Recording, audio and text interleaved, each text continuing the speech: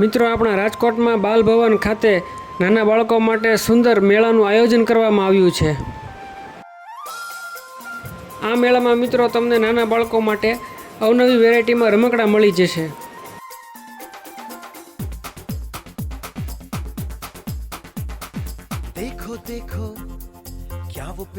મિત્રો, અહીં બાળકોના અભ્યાસને લગતી વસ્તુઓ જેવી કે બોલપેન, પેન્સિલ, ચેક રબર અને બીજી ઘણી અવનવી વસ્તુઓના સ્ટોલ નાખવામાં આવ્યા છે।